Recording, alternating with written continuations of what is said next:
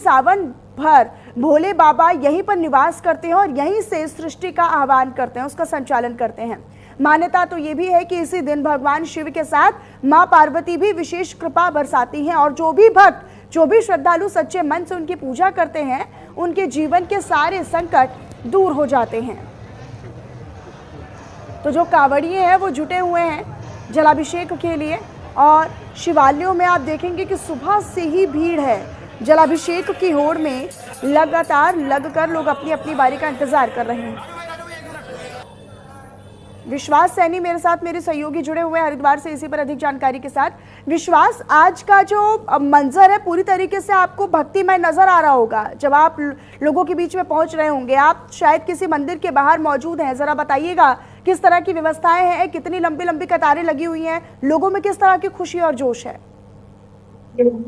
जी हाँ, बिल्कुल, मैं आपको जरूर बताना चाहूंगा। जिस तरीके से सावन महीना अभी चल रहा है और इसमें एक शिवरात्रि का महापर्व इस वक्त चल रहा है और शिवरात्रि के महापर्व पे जितने भी शिव भक्त हैं वो मंदिरों में पहुंच रहे हैं और मंदिरों में पहुंचकर अपने भोले को मनाने की कोशिश कर रहे हैं। साथ ही साथ वो जल लेकर यहाँ पहुंच रहे हैं। जल में दूध, दही, शहद या यूं कहें हम पंचमेवे से भगवान भोले को प्रसन्न करने की कोशिश कर रहे हैं और कई मनोकामनाएं लेकर हरिद्वार के शिवालय में पहुंच रहे हैं। मैं अभी आपको तस्वीरें दिखाना चाहूंगा कि इस वक्त मेरे पीछे अगर आप देख पा रहे हो कि शिवालय में किस तरीके से भीड़ लगी हुई है। कई भक्त इस वक्त यहाँ पहुंच रहे हैं और अपने भोले को प्रसन्न करने की कोशिश कर रहे हैं। अब इसमें हर वर्ग का व्यक्ति, चाहे इसमें महिलाएं हो, बुजुर्ग हो या बच्चे हो, हर व्यक्ति इस वक्त अपने भोले को प्रसन्न करने के लिए शिवालय में पहुंच रहे हैं और शिवालय के बाहर जिस तरीके से नंदी बाबा हैं, उनके कान में भी अपनी मनोकामना को कहने की कोशिश कर रहे हैं। आप मेरे पीछे तस्वीरें देख पा रहे होंगे कि शिवालय में जिस तरीके से ये बच्चे पहुंच रहे हैं, बच्चे हैं, महिलाएं हैं, सब अपने भोले को प्रसन्न करने की कोशिश कर रहे हैं और मनोकामना मांग रहे हैं कि अपने परिवार को इस तरीके से सुख शांति रहे, सुख शांति के साथ अपने परिवार के साथ रहे। जी बिल्कुल विश्वास, और निश्चित तौर पर ये प्रशासन के आगे भी एक बड़ी चुनौती है। हालांकि अगर हो पाए तो आप लोगों से भी बातचीत करने का प्रयास कीजिएगा कि किस मन्नत के साथ वो आज भगवान शिव का जलाभिषेक करने के लिए पहुंच रहे हैं और साथ ही साथ व्यवस्थाओं के बारे में जरा बताइए। क्या आपको यहाँ पर सुरक्षा कर्मियों की तैनाती नजर आ रही है? क्या सुरक्षा कर्मी यहाँ पर सुरक्षा के लिहाज से तैनात नजर आ रहे हैं? जी हाँ, बिल्कुल, मैं आपको जरूर बताना चाहूंगा कि सुरक्षा के लिहाज से अगर देखा जाए तो सुरक्षा कर्मी भी यहाँ पर तैनात है, लेकिन मंदिर समिति के खुद यहाँ पर जितने लोग हैं मंदिर समिति के, वो भी यहाँ पर पहुंचे हुए हैं। वो भी इधर प्रशासन की तरह तैयारी कर रहे हैं कि किसी तरह की सुरक्षा व्यवस्था बनी रहे। मैं जरूर उनसे बात करना चाहूंगा कि इस वक्त मंदिर समिति के जो लोग हैं वो हमारे साथ मौजूद है। जी, क्या नाम है सर? मैं शशिभूषण पांडे, महासचिव श्री शिव मंदिर शिवालिक नगर। जी, जिस तरह से अभी यहाँ पर शिवरात्रि का त्योहार चल रहा है, महापर्व मनाया जा रहा है, यहाँ पर आस्था के विश्वास लोग पहुंच रहे हैं, तो क्या कुछ तैयारियां यहाँ पर मंदिर समिति की तरफ से? बिल्कुल बिल्कुल, हम लोग की पूरी मंदिर समिति की टीम अलग अलग टोलियों में बना करके और सबकी ड्यूटी लगाई गई है। उसी का नतीजा है कि आप देख रहे हैं कि भक्त लगातार आ रहे हैं, लेकिन उनको किसी तरह की कोई भी परेशानी का सामना नहीं करना पड़ रहा है। मात्र मुझे लगता है 10 मिनट से ज्यादा लाइन में नहीं खड़ा होना पड़ रहा है और आराम से जलाभिषेक करके अपना जा रहे हैं। सुबह से लगभग जिस तरीके से देखा जा रहा है कि लोगों में आस्था की काफी होड़ दिखाई दे रही है, तो उसको लेकर किस तरीके से भीड़ यहाँ पर दिखाई दे रही है, मैनेजमेंट किस तरीके से? बहुत ज्यादा। आप देखिए क्या है कि पहले क्या होता है, पहले सालों में भी आप यहाँ आते रहे हैं, लेकिन लाइनें हमारी बहुत बाहर तक चली जाती थी। इस बार हम लोगों ने क्या किया कि इसी बार 12 ज्योतिर्लिंग जो है हरिद्वार में मेरे ख्याल से इतना खूबसूरत पहली बार ये बना हुआ है।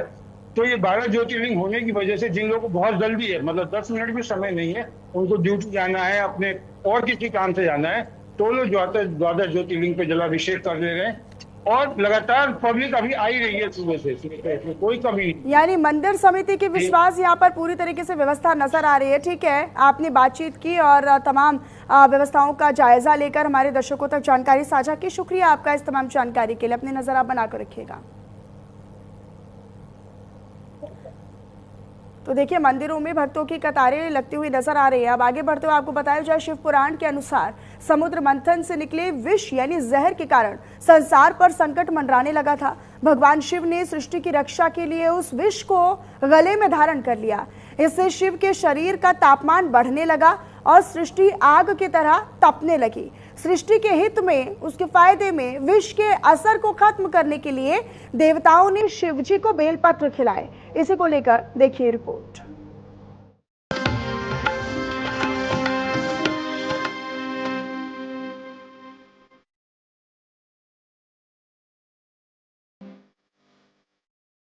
भोलेनाथ का प्रिय 13 मुखी बेलपत्र। हरिद्वार के विल्व पर्वत से निकली संजीवनी, जिसे चढ़ाएं तो पुण्य और खाएं तो औषधि। जहां माता पार्वती ने 3000 साल किया तप, वहीं उगता है भोलेनाथ का अमृत बेलपत्र। सावन मास में शिवालयों पर चढ़ने वाले बेलपत्र में अति दुर्लभ प्रजाति की 13 मुखी बेलपत्री भगवान शिव को अति प्रिय मानी जाती है, जो कि औषधि गुणों से भरपूर एक संजीवनी मानी जाती है। यह स्थित उत्तराखंड राज्य के हरिद्वार स्थित बिल्व पर्वत पर पाई जाती है। गुरु कृपा औषधालय के वैद्य MR शर्मा ने इस दुर्लभ प्रजाति की बेलपत्री के विषय में जानकारी देते हुए बताया कि बेलपत्र एक संजीवनी है, जो हमारे पूरे शरीर के रोगों से मुक्त करने में एक औषधि का काम करती है। उन्होंने ये बताया कि बेलपत्र, उसके पेड़ की छाल, बेलपत्र की जड़ और बेलपत्र के फल बेहद गुणकारी होते हैं। इसे जटिल रोगों का भी उपचार आराम से किया जा सकता है।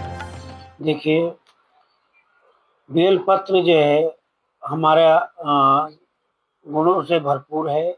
औषधीय गुण इसके अंदर बहुत ज्यादा हैं। भगवान शिव इससे प्रसन्न होते हैं, उसका दूसरा रूप बन जाता है, मगर औषधियों के रूप में इसका अलग रूप है। और औषधीय गुण इतने ज्यादा हैं कि माता पार्वती ने बिल्केश्वर महादेव पे इतने जो है हजारों वर्ष तपस्या की, केवल बेल पत्र खा करके ही तपस्या की है। जो बेलपत्र खाती रही और तपस्या करती रही, तो जो है इसके अंदर औषधीय गुण बहुत हैं।